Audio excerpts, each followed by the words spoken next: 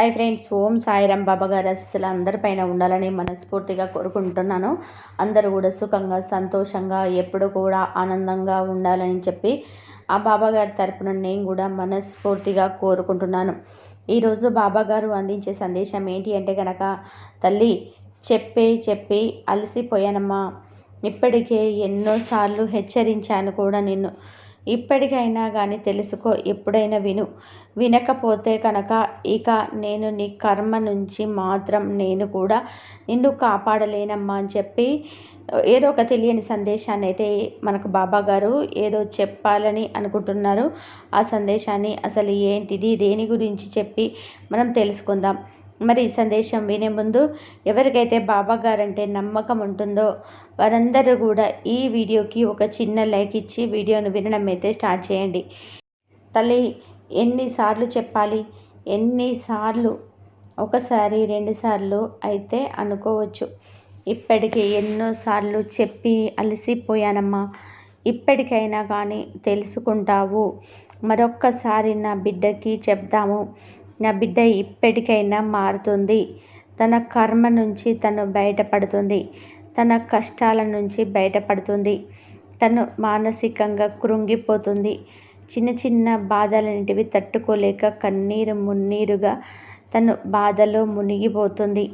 నా బిడ్డ కష్టం నేను చూడలేక ఎన్నిసార్లు చెప్తేనేమి, నా బిడ్డ భవిష్యత్తు నాకు ముఖ్యమని చెప్పి మరొకసారి నీతో చెప్పడానికి వచ్చాను. ఏంటి అంటే గనక తల్లి, అదృష్టం అనేది ఎప్పుడూ తలుపు తడుతూ ఉండదు కదా తల్లి. ఎందుకంటే అలా తడుతూ ఉంటే ఈ రోజున ఈ భూమి మీద ఎవ్వరు కూడా కష్టాలు పడుతూ ఉండేవారు కాదు. ఆ అదృష్టం అనేది ఒక 3 సార్లు మాత్రమే జీవితానికి తలుపు తడుతుంది. మొదటిసారి తెలుసో తెలియకో, వయసు లేకనో, నిర్లక్ష్యం వలనో ఆ యొక్క అదృష్టాన్ని మనం పక్కకు నెట్టవచ్చు. రెండవసారి పొరపాటుననో, అనుభవం లేకనో పక్కకు నెట్టవచ్చు.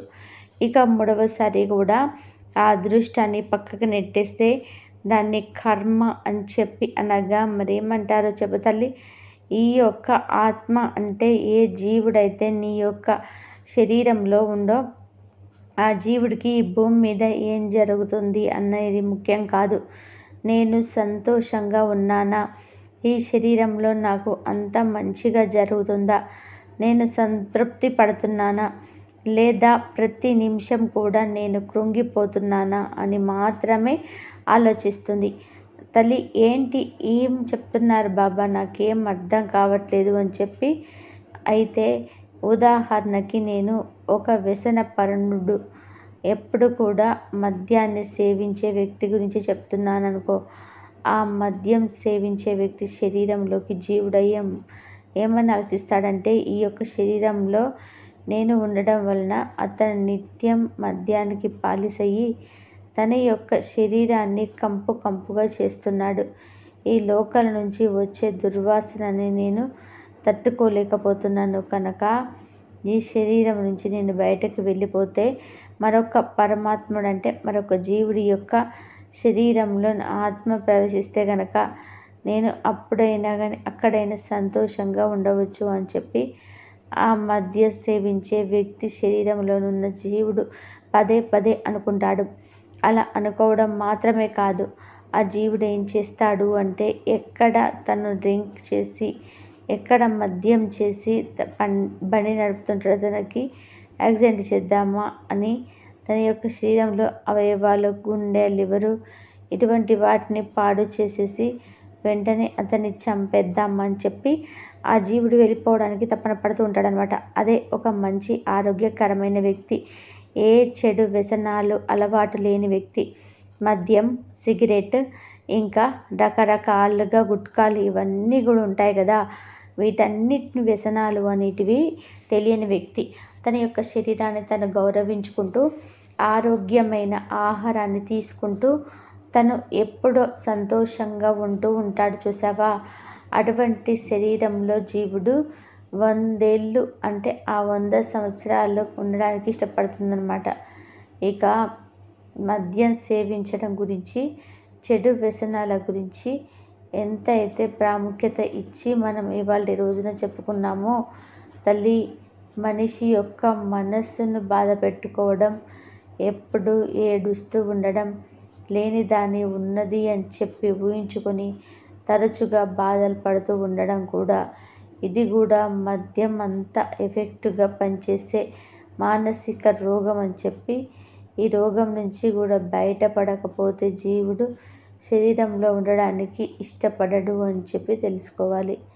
తల్లి నేను చెప్పేది ఏంటి అనగనక, తల్లి ఎప్పుడైనా కానీ నీలో ఉండే జీవుడు సంతోషంగా, ఆనందంగా, ఆరోగ్యంగా ఉండాలని మాత్రమే కోరుకుంటాడు. కనుక దాన్ని ఆనందంగా ఉంచే బాధ్యత నీ చేతిలోనే ఉంది. ఆరోగ్యంగా ఉంచుకునే బాధ్యత కూడా నీ చేతుల్లోనే ఉంది. మరి ఉన్నదానికి లేని దానికి ఎప్పుడు ఆలోచించుకొని ఎందుకు ఏడుస్తున్నావు చెప్పు. కనుక నేను ఇప్పుడు వచ్చాను ఏంటి అంటే కనుక, తల్లి నీ యొక్క జీవిత శైలిలో ఉండే అలవాట్లలో మార్పు వచ్చి తీరాలి. నీకు మానసికంగా దృఢంగా మారిపు తీరాలి. నీ యొక్క సంకల్పం ఏంటి అంటే కనుక, ఏ రోజుకు ఆ రోజు సంతోషంగా ఉండడం నేర్చుకోవాలి. ఏ రోజుకు ఆ రోజు ఆరోగ్యంగా ఉండడం నేర్చుకోవాలి. దీనికోసం నీ జీవన శైలిని మార్చుకోవాల్సిన అవసరం ఉందో లేదో నేను చెప్తాను, జాగ్రత్తగా తెలుసుకో. ఉదయాన్నే నిద్ర లేవాలి. సూర్య భగవానుడు అందరికంటే ముందు వస్తాడు. చంద్రుడు అందరు నిద్రపోయాకే ఆ చంద్రుడు ఆకాశంలో మనకు కనిపిస్తూ ఉంటాడు.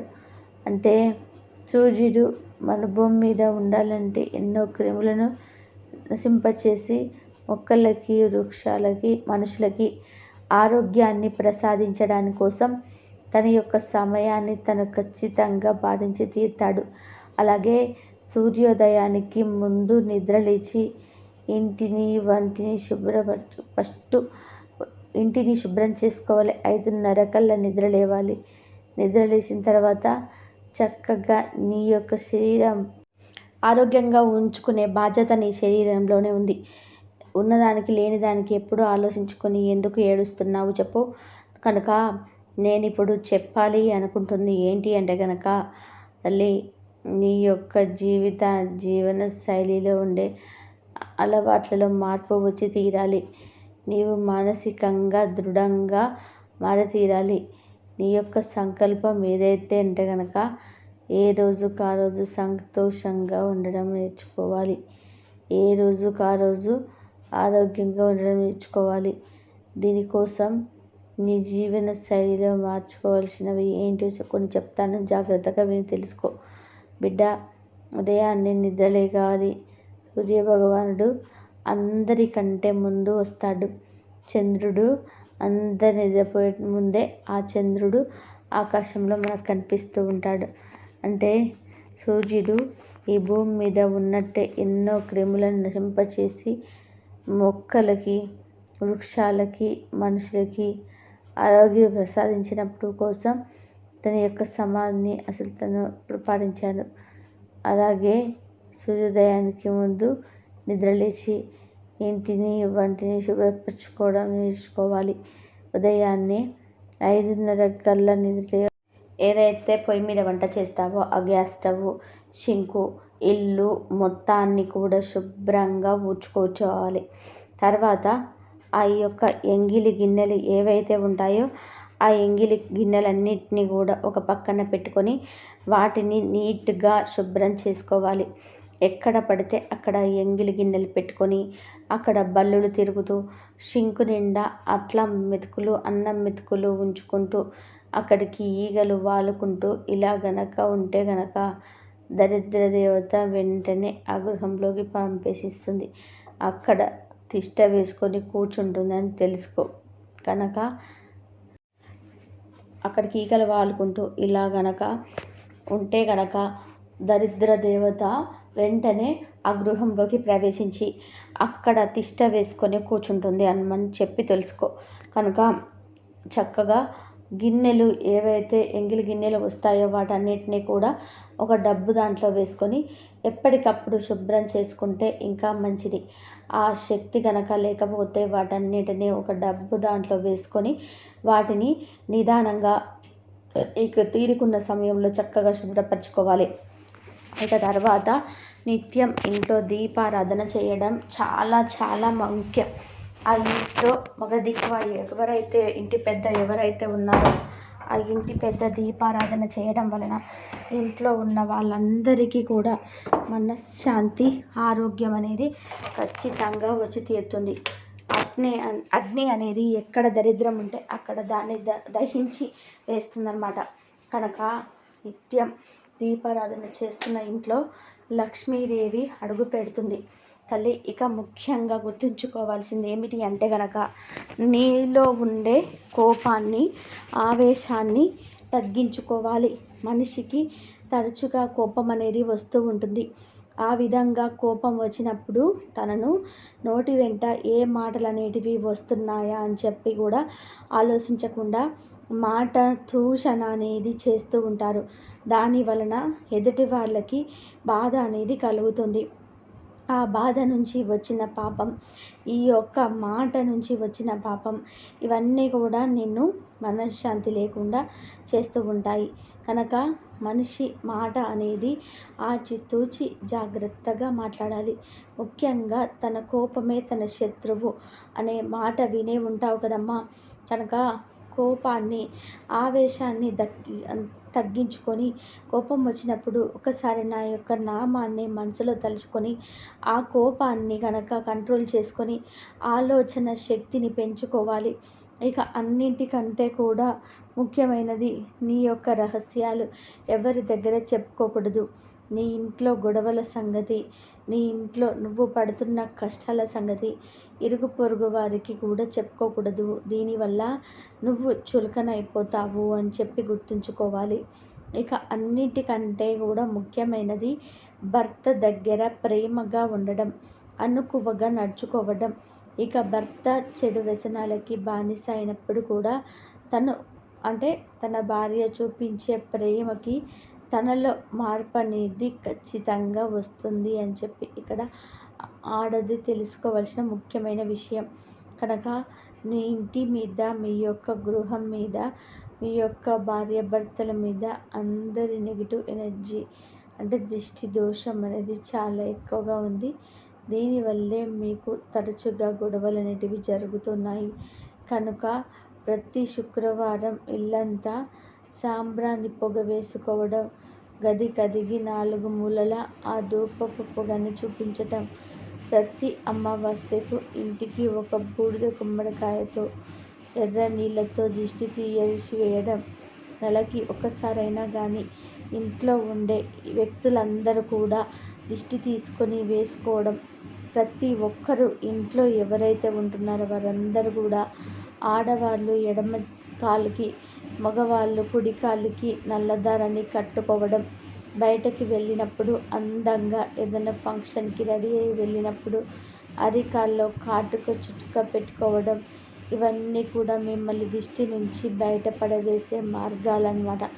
ఎందుకంటే నరాల దిష్టికి నల్ల రాళ్ళు సైతం పగిలిపోతాయన్నమాట. వినే ఉంటావు కదా తల్లి.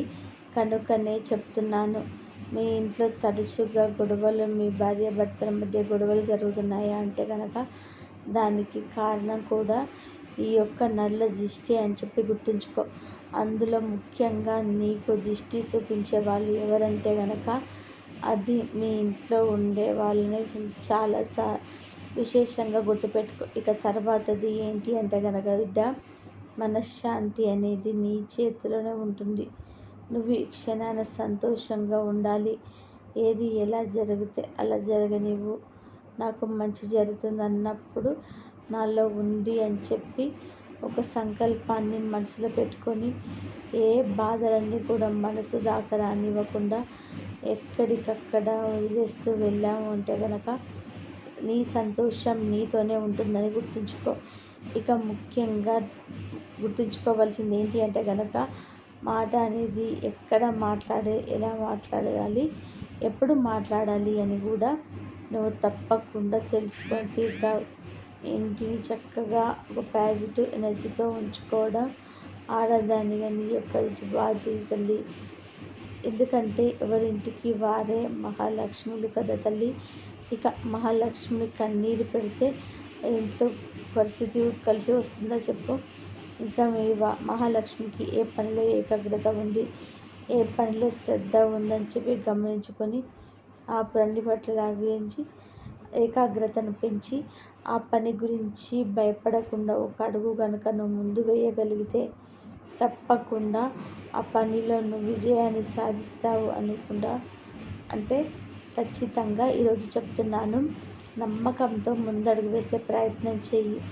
అంతా కూడా నీకు శుభమే జరుగుతుంది తల్లి. ఈరోజు అన్నిటినీ కూడా మనసులో పెట్టుకోవాలి. ఇక అన్నిటికంటే ముఖ్యమైనది నా యొక్క ఇంటి గృహలక్ష్మి ఎవరైతే ఉందో, అంటే నా బిడ్డ ఎవరైతే ఉందో, నా తల్లి స్నానం చేసిన తర్వాత కూడా నైటీ అనేది వేసుకోకుండా ఉంటుందా, చక్కగా మహాలక్ష్మిలాగా చీర కట్టుకొని మంచిగా జడ వేసుకొని కాళ్ళకి పసుపు రాసుకొని మంచిగా ముఖాన ఉన్న పాపెట్లో కుంకుమ బొట్లు పెట్టుకొని నీ యొక్క చేతితో ఇంట్లో దీపం పెడితే కనుక నీ ఇంట్లో ఎప్పుడు కూడా ఇంకో శాంతికి కనుక మహాలక్ష్మి తిరుగుతూనే ఉంటుంది అని చెప్పి గుర్తుంచుకోవాలి. ఎప్పుడు కూడా నీ పెదవుల మీద వరక్ష తల్లి మాత్రమే తొలగించుకునే ప్రయత్నం నీకు నేను ఇందాక చెప్పినట్టుగా సుఖం, సంతోషం, బాధ, దుఃఖం అన్నీ కూడా నీ మీదనే, నీ యొక్క మనస్సు మీదనే ఆధారపడి ఉంటాయి. నీ యొక్క ఆలోచన అనేది బాధ గురించి ఆలోచిస్తే నీ ముఖం కూడా బాధగానే మారిపోతుంది. నువ్వు సంతోషం గురించి ఆలోచిస్తే నీ ముఖం కూడా సంతోషంగా మారిపోతుంది. మరి మనశ్శాంతి లేకుండా, ప్రశాంతత లేకుండా, మనసుకి బాధ అనిపించినప్పుడు ఒంటరిగా కూర్చొని నీవు ధ్యానం చేసుకునే ప్రయత్నం చేయి. ప్రతిరోజు కూడా 20 నిమిషాల ధ్యానం అనేది నీ ఆరోగ్యానికి, మానసిక ధైర్యానికి చాలా చక్కగా ఉపయోగపడుతుందని చెప్పి గుర్తుంచుకో. ఆరోగ్యకరమైన ఆహారాన్ని తీసుకొని రావడం వల్ల ఆరోగ్యకరమైన నువ్వెప్పుడు కూడా ప్రశాంతంగా ఉంటావు. ఎక్కువ ఇష్టం అక్కడదు. ఎప్పటి పనులు అప్పుడే చేసుకో. ఎక్కడి మాటలు అక్కడే వదిలేసే. ఎక్కడ ఎవరితో ఎలా మాట్లాడాలో తెలుసుకో. ఎప్పుడు తగ్గాలో తెలుసుకో, ఎక్కడ నెగ్గాలో తెలుసుకో. లక్ష్మీ కటాక్షం కోసం నువ్వు చేయవలసిన ముఖ్యమైన పనులు కూడా నేను నీకు జాగ్రత్తగా చెప్పాను. వాటన్నిటిని కూడా ఒక్కొక్కటిగా నీ జీవితంలో అలవాటు చేసుకుంటూ వెళ్ళు. నీ యొక్క శరీరాన్ని దృఢంగా మార్చుకునే ప్రయత్నం చేయి. దానికోసం కనీసం రోజుకి ఒక 15 నిమిషాలైనా కానీ వాకింగ్ చేయడం, నడవడం అనేది దీనివల్ల శారీరక శక్తి అనేది మెరుగుపడుతుంది అని చెప్పి గుర్తుంచుకో తల్లి. ఇవన్నీ కూడా వినడానికి చాలా తెలిసిన విషయమే నీకు అనిపించవచ్చు. అలవాటు చేసాను చాలు, కష్టమైన పని. ఎందుకంటే లక్ష్మీదేవి అంత తేలికగా ఎవరి దగ్గర రాదు కదా తల్లి. కానీ కొంచెం కష్టమైనా కానీ అలవాటు చేసుకుంటే కనుక ఇది నీకు ఈజీగా వచ్చి నీ జీవితంలో అలవాటుగా మారిపోతాయి అని చెప్పి గుర్తుంచుకో. కనుక ఇప్పటికైనా కానీ నేను ఎందుకు చెప్పాను, నీ భవిష్యత్తును బాగు చేయాలని మాత్రమే నీ తండ్రి చెప్పాడు అని చెప్పి మనసులో పెట్టుకొని చిన్నగా మార్పులను నీ జీవితంలో కనెక్ట్ అవుతుంది. తప్పకుండా నా జీవితంలో నీ కష్టాలన్నీ కూడా వెళ్ళిపోతాయి. ఆనందాన్ని జీవితంలో అడుగుపెడతాయి. కోపాన్ని కూడా చాలా చేదిగా కంట్రోల్ చేసుకుంటుంది. కోపాన్ని కూడా నిదానంగా తల్లి, నేను ప్రతి మాట కూడా నీ భవిష్యత్తు కోసం, జీవితంలో నీవు అనుకున్నవని సాధించడం కోసం ఉపయోగపడతాయి అని చెప్పి ఇప్పటికైతే నా మాట తల్లి అంతా కూడా మంచి శుభమే జరుగుతుందమ్మా అని చెప్పేసి ఈరోజు బాబా గారు కూడా మంచి సందేశాన్ని అందించారండి. ఈ సందేశంలో ఎంతో గొప్ప ఆంతర్యం ఉంది కదా. మరి ఈ సందేశం మీ అందరికీ కూడా నచ్చింది అని చెప్పేసి అనుకుంటున్నాను. నచ్చింది అనిపిస్తే చూసి వెళ్ళవాలి. తప్పకుండా ఒక చిన్న లైక్ ఇచ్చి వెళ్ళండి. మొదటిసారి సాయిబాబా పిలుపు ఛానల్లోకి వస్తే కనుక ఛానల్ని సబ్స్క్రైబ్ చేసుకొని సపోర్ట్ చేయండి మాత్రం మర్చిపోద్దు. ఇక మరొక మంచి సందేశం తప్పకుండా కలుసుకుందాం. అంతవరకు కూడా బాబాగారి ఆశీస్సులు మీపై ఉండాలని చెప్పేసి మనస్ఫూర్తిగా కోరుకుంటూ సర్వే జన సుఖినో భవంతు. ఓం సాయిరామ్. శ్రద్ధ సబూరి అందరూ బాగుండాలి, అందరిలో మనం ఉండాలి. బాబాగారి ఆశీస్సులు అందరిపైన ఉండాలని మనస్ఫూర్తిగా కోరుకుంటున్నాను. ఓం సాయిరామ్. సర్వే జన సుఖినో భవంతు. సర్వం శ్రీ సాయినాథార్పణమస్తు. శుభం భవతు. ఓం సాయిరామ్. శ్రద్ధ సబూరి.